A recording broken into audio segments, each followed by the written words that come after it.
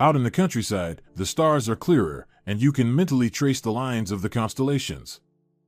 Big Dipper, Little Dipper, and there in the distance, the constellation of Pegasus is visible.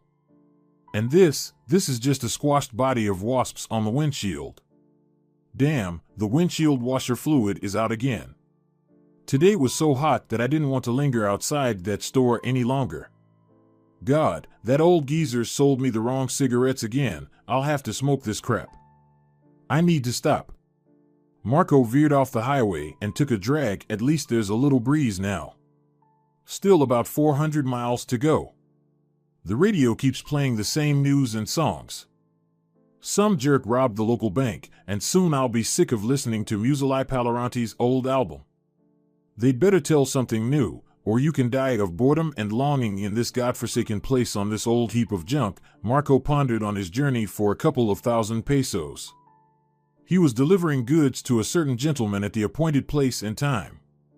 Here, everyone earns however they can, whether it's a private business selling gum in vending machines or transporting people abroad. He used to have it all. A small cozy house in a little village. Far from civilization, but the nature was a delight to behold.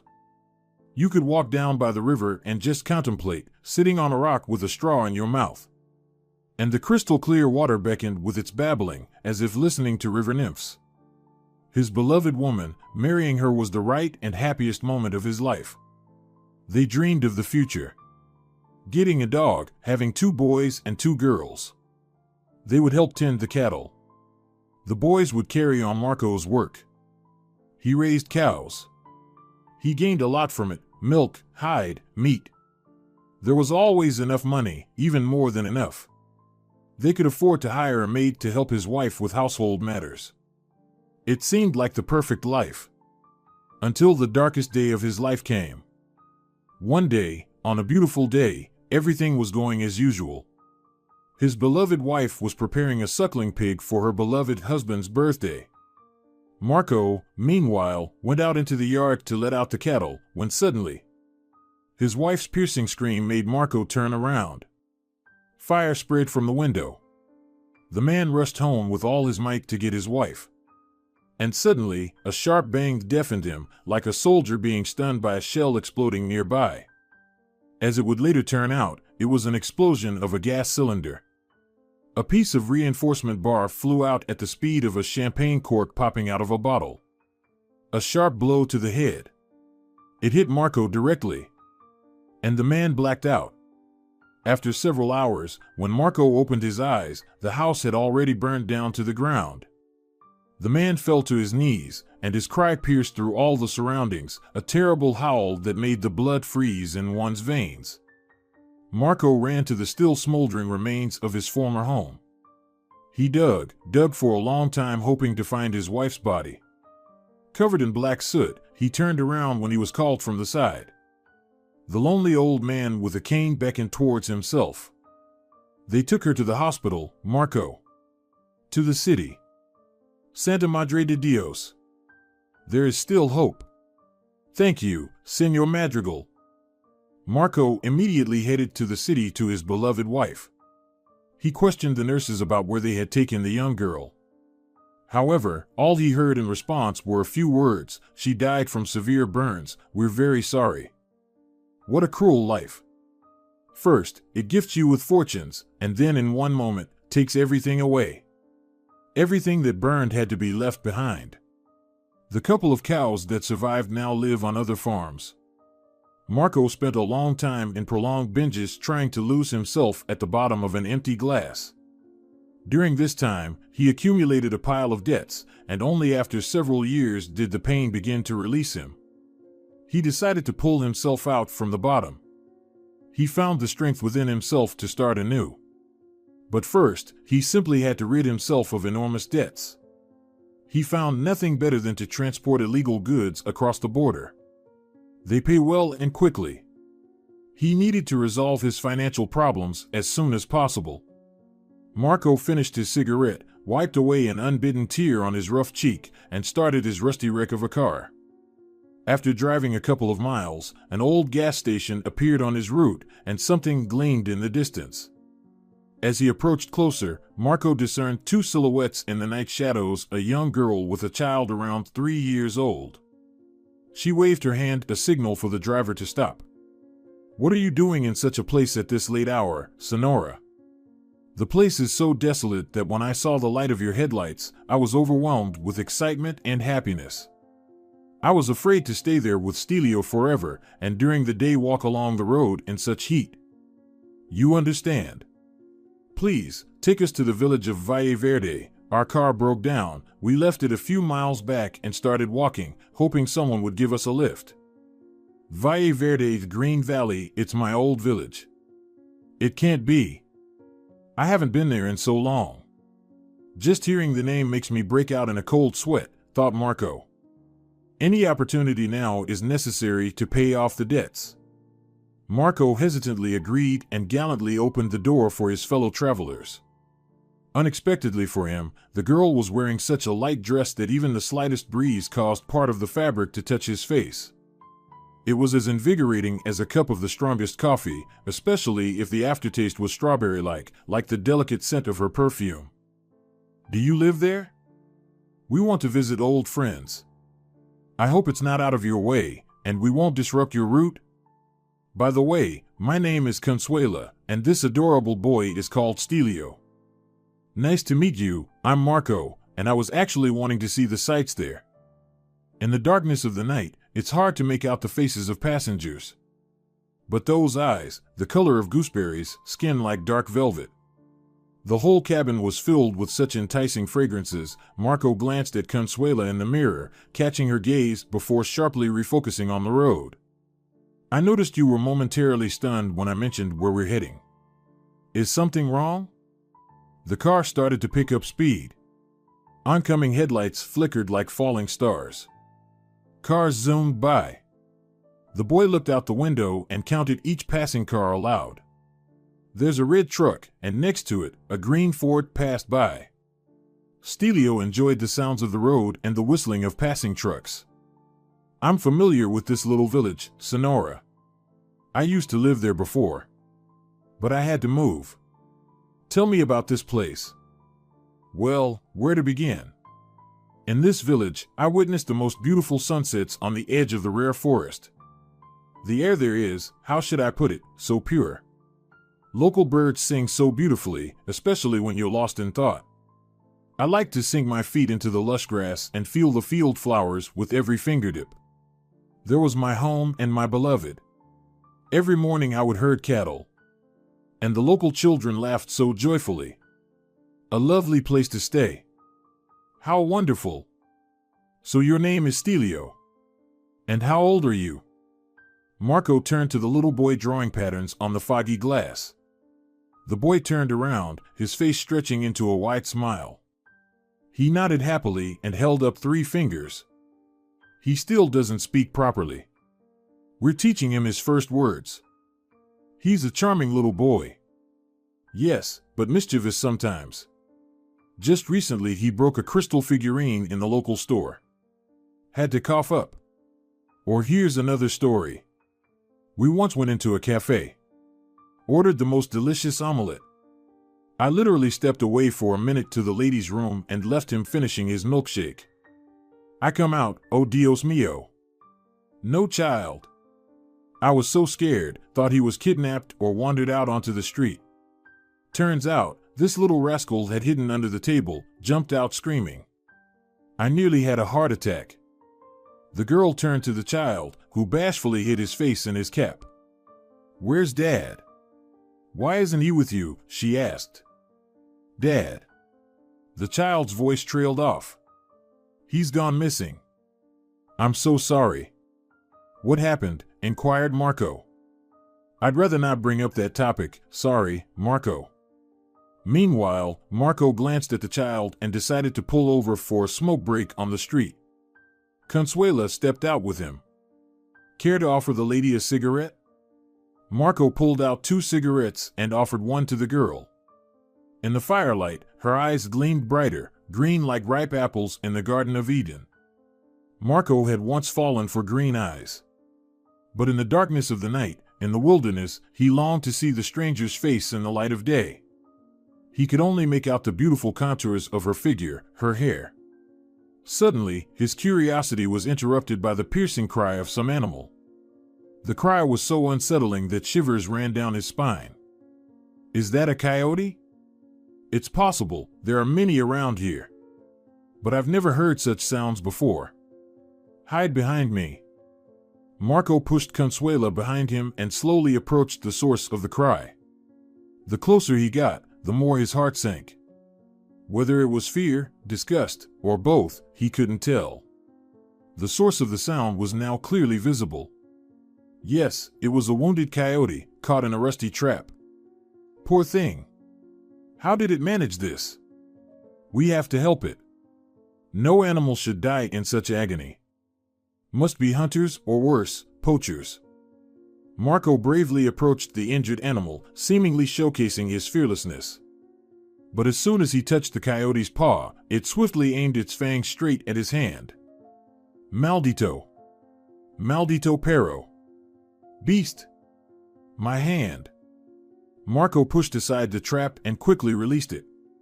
The animal disappeared into the sandy wilderness. We need to bandage the wound. We must. What if he's sick? With rabies? I have antiseptics in my purse.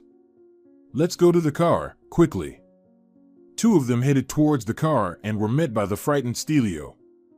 Seeing Marco's wound, he started crying. He was incredibly scared at the sight of blood.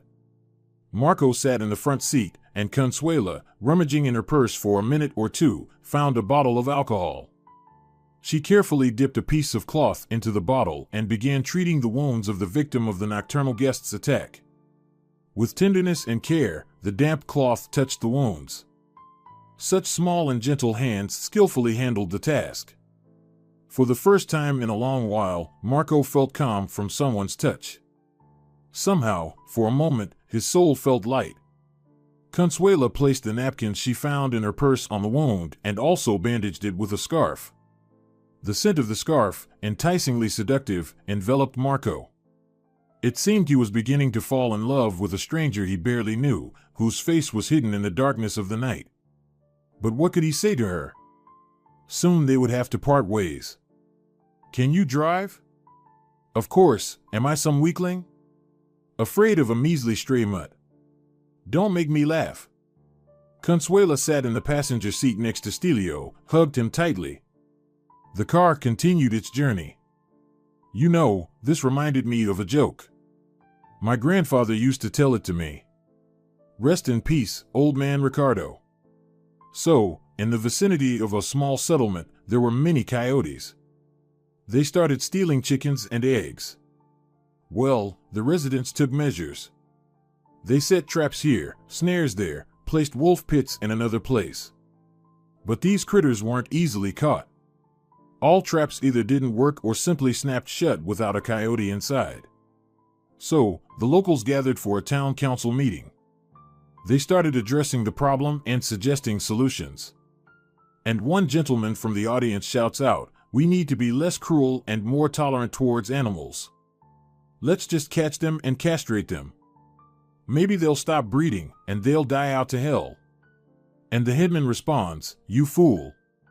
They're not coming to screw our chickens." As soon as Marco finished his tale, there was silence in the car for a few seconds, so profound that you could hear a pin drop. Sweat broke out on Marco's forehead. Idiot. What a crappy story. Suddenly, Consuela's hearty laughter broke the funereal silence. Stelio, looking at his mom, also began to laugh, though he didn't understand a word. From the passengers' laughter, Marco couldn't help but join in. Ah, you sure know how to lighten the mood. Arriving at the outskirts of the village of Valle Verde, Marco's hands trembled uncontrollably. He tightly gripped the steering wheel of the car to steady them, but his hands refused to obey. Marco? Are you okay? Could it be that the madness virus is creeping up on you? Doubtful. You see, this village holds countless memories for me. Some of the happiest and most dreadful moments of my life are tied to this place. Here, I lost everything: my home, my wife, my hope, my faith. I haven't been here since the fire took the life of my beautiful Eliza. Coming back here, it's as if I can still catch a faint scent of smoldering wooden beams. I'm sorry. Marco's cheeks became moist with unbearable tears. He tried to suppress the overwhelming emotions, but his eyes relentlessly betrayed him, continuously shedding tears. A lump in his throat prevented Marco from uttering another word. It's okay, Marco. It's all in the past. You're strong, you can overcome this. You know what they say, the days that break you are the days that make you. You have to accept this pain and absorb it. Only then will it dissolve in your heart. The girl embraced Marco from the passenger seat. And in that moment, Marco felt a warmth spreading throughout his body. Like a bird shielding its chicks from inclement weather, she enveloped Marco's hands with hers, warding off the overwhelming emotions.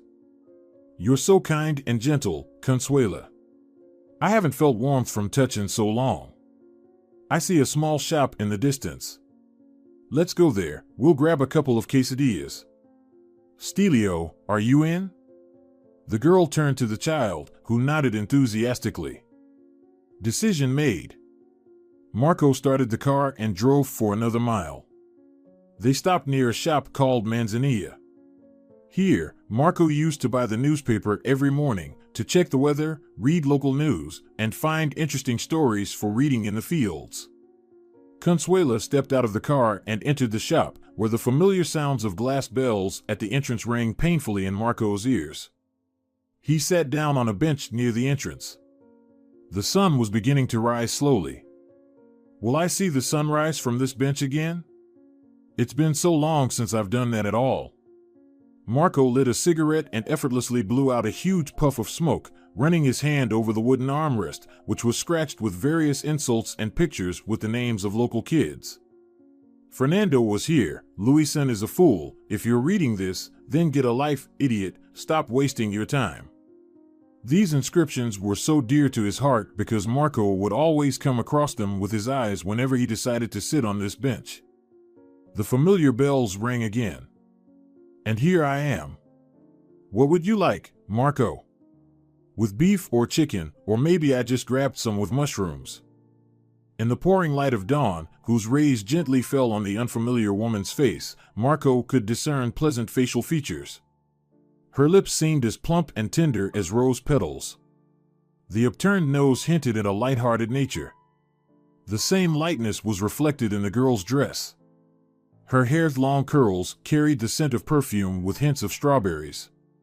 Her eyes glowed like two emeralds in the light. Marco stared at the girl and began to realize with horror that it was as if he was seeing his Eliza before him.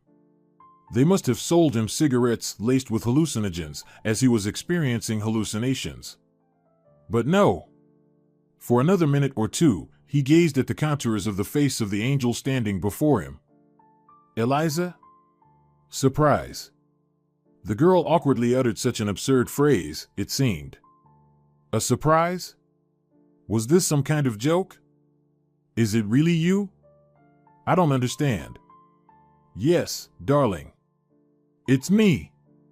I've been waiting for so long for you to figure it out. Marco sat in shock and grave silence for another minute. Marco, I'm sorry, maybe it was cruel, but I didn't know how to break it to you. The man suddenly embraced the girl, and tears overwhelmed him again. He held Eliza so tightly that it seemed he might crush her spine. Such twists were entirely in Eliza's style. She always loved movies with unexpected appearances, arranging unexpected surprises. Eliza, but how? I was told you died. I searched for you for so long, darling. I spent 3 years looking for you, and finally found you, my love. She grabbed Marco's face with both hands and kissed him on the nose, lips, and cheeks. Her kisses were like an angel's touch. She took Marco's hand and sat down with him. She laid her head on his shoulder, and their gaze turned to meet the dawn. I remember that day. That awful day. The fire from the stove suddenly spread to the curtain. Oh, if only I hadn't opened the window that day. Then a sudden bang, and I don't remember anything else. I woke up in the hospital. They put me on a bunch of drips, treated several burns. I waited for you. But you didn't come. I thought you didn't survive. When I was discharged, I came to the ruins. My heart was breaking. I thought I lost you. I came to the hospital. They told me you didn't make it. In the hospital, I found out that Maria, our maid, was brought in with me. As soon as I could get out of bed, I started asking about her, wanting to visit her. But she passed away from severe burns. Later, I was told that she was pulling me out from under the debris, and she got burned so badly. Maybe they just got confused and thought you were asking about her. Rest in peace, Querida Maria. It was also in the hospital where I found out I was pregnant. Our dear Stelio became the only treasure you left me. But, Eliza, I don't understand. How did you find me, or was it the Almighty who brought our destinies together again? After spending several days in grief, I met Senor Madrigal. He told me that you were alive and that you were looking for me. But soon after, I learned that you had left the village altogether in an unknown direction. I searched for you for a long time, but unsuccessfully. I believed that one day I would find you, my dear Marco. And it happened. You're here, standing right in front of me, just like in those days. I wandered through the local towns, asking about you. When Stelio was born, I was infinitely happy. He has your eyes and your gaze. So serious and yet so kind. Once I got a job as a waitress in the town of Gran Colina. They paid little, but it was enough for a single mother's life. One day, one gentleman was my visitor. We started talking. He had problems with his business. I comforted him. I told him my story to show him that he wasn't alone and that there are things scarier than that.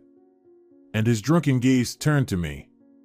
He stared into my eyes for a long time, and then he said, I know a guy who had a similar story. I dropped the glass in surprise. It shattered into pieces. And I realized he was talking about you, Marco. He told me he works with you, that he's your, what do you call it, partner. He gave me the coordinates of your route, and I immediately started searching. For several months, I came to that gas station hoping to see you. I stopped every passing car. And then came the day when it was you, Marco. You've traveled such a long way to meet me, and I, like a coward, abandoned everything, believing those doctors. Don't blame yourself, dear, it's life, you just didn't know the whole truth. Marco hugged Eliza tightly and started spinning around with her. I have a son. I have my Eliza. How grateful I am to fate that there is still justice in this world. How happy I am. So now you're involved in transporting illegal goods across the border? Are you carrying something right now? Yes, darling, that's true. But because of these events, I'll finish this job and quit. We'll rebuild our home here and live as we did before. I don't believe in what happened. Sweetheart, stay in this village with Stelio, and I'll finish up and come to you in a couple of days. We'll start our life anew. That sounds wonderful, my love, but I don't want to part with you again. It's too dangerous to travel with me, especially with Stelio. I promise, as soon as I finish, I'll come straight to you. For several hours, the reunited family hugged, laughed, and rejoiced in life. Then, Marco started his jalopy, kissed Eliza and Stelio goodbye, and drove off towards the city. He drove half a day at such a speed to make up for lost time, and by evening, he reached the designated spot. It was a desolate place, an abandoned dump. The stench there was so overwhelming that tears welled up in his eyes. He didn't want to stay there for long, not at all. It felt like a whole container of dead rats had been soaked in foul urine and then left to simmer under the hot desert sun. Marco was lucky, his boss hadn't arrived yet. He had time to rest for 10 minutes and smoke a cigarette. Marco was filled with emotions of boundless happiness. He was about to start his life anew. The sad chapter of his book would close, and a bright epilogue would begin, where they lived happily ever after. Finally, Marco heard the sound of tires crunching on old beer cans. The headlights illuminated him. An old Ford stopped a few meters away from him. Marco stood in a serious posture, frowning, not showing that anything had changed in his life. This was no simple matter. A chubby man in a white greasy suit and some of his men swaggered out of the car. He slowly paced back and forth and headed straight for Marco. "Hello, today, as always, it's 10 kilograms. Open the trunk." Marco opened the trunk. Four faces scrutinized its contents. "Well done, Marco, you never let important people down. Show the suitcase with the money." "Marco, why so serious? I brought as much as needed, there's no need to check." Marco fell silent for half a minute. They brought him a suitcase, which, to his surprise, seemed too light, as if there was nothing inside at all. Glancing at the boss, he felt like there was a barely noticeable smirk on his face. Marco immediately opened the suitcase. There were only a few pesos at the bottom. "Oh dear, Marco." The cat's curiosity got him into trouble. The man aimed the gun towards Marco. "Did you think people in this business have honor? Ah, you bastard. You thought you could deceive me? I was carrying this crap across the border. I was almost caught by the police. And you want to do this to me? It's just business, nothing personal. We found a new supplier. And we don't need any extra witnesses." Marco managed to dodge before the man pulled the trigger. The bullet flew just inches from Marco's face. "You can't hide from me. You son of a bitch." Marco knew that the business bringing him money was dangerous, so he wisely bought a gun from a small-time thug in the alley. And now, it was his time. Marco swiftly pulled out his Glock and started firing relentlessly at the enemy's legs. Bang! A kneecap shattered. Another one. A foot pierced through. Several bullets missed. Bodies of men fell to the ground. Wild cries echoed throughout the dump. The noise startled a flock of crows, rising up to the stars. Marco hid behind a car and aimed his gun at one, then another. Bang! And another shot. Driven mad by the sight of blood, Marco stood up. "Where's the third one?" A thought flashed through his mind. One of the thugs had vanished into the garbage heaps. Without waiting for further maneuvers, Marco grabbed the car keys, jumped into the driver's seat, and tried to start the engine. Damn clunker. The car wouldn't start. After calming down for a few seconds, he gently pressed the keys, and the jalopy roared to life. As Marco drove away from that godforsaken place, a sudden bullet pierced through the windshield. The car disappeared into the desert. Several months had passed since that incident. Marco was tormented by guilt. But now, he was starting life anew. With Eliza, they rented a cozy house on the outskirts of the village, bought a couple of cows and a dozen chickens. Everything fell into place. Stelio loved spending time with his father. There was a lot of work to be done, farming chores, taking care of the livestock. They needed to reopen the cattle and bull breeding business. Especially now, when people needed meat and milk. They would be willing to pay hefty sums. One beautiful day, on his veranda, sipping freshly brewed coffee and reading the newspaper, Marco's gaze fell upon one column in the crime section. 2 men's bodies were found at the dump on the southern highway. Wait, I was just there recently. According to a local drunkard who discovered the bodies, they were buried in a pile of garbage. The bodies were sent for identification. Despite the partially decomposed tissues, the identities of the deceased were established. They turned out to be 36-year-old Fernando Leonel and 45-year-old Guillermo Fuentes, both recently released from prison. However, it was determined that at least 2 more people were present at the crime scene, judging by the boot prints in the hardened mud. Preliminary data suggests the murder was committed with particular brutality. Anyone with specific information or knowledge of these individuals, please contact local law enforcement. Holy Mother of God! Something happened, darling? Yes, food prices are going up again. These officials never care about the common folk. Marco's alarmed gaze returned to the newspaper. Boot prints, they'll find other traces soon. I can't lose everything again. Not this time. What if they find my blood or fingerprints? No. I can't allow that. Will I have to go into hiding or will it all blow over? And that third one? I thought he was injured and bleeding out in that damn dump. What if he's also looking for me? Stelio. Stelio. Marco immediately called out to the child, overcome with growing anxiety. But the boy didn't respond. Stelio, sweetheart.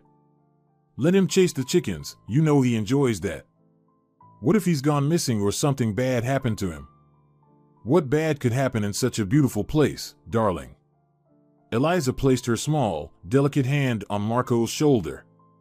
It's all behind us, beloved. Now we're together again. Marco jumped up from his chair, almost dropping his cup of coffee, and frantically called for Stelio, searching the property. Stelio. A little head peeked out from behind the shed. Yes, Papa?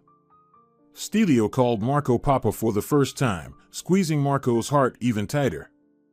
Never disappear like that, little one. You scared me. Marco hugged the child so tightly that he went limp in his arms. Marco surveyed the surroundings. Everything was in order. A gentle breeze rustled the green leaves of the acacia tree, a thin stream murmured with crystal clear water, and swallows flew through the sky, singing their symphonies.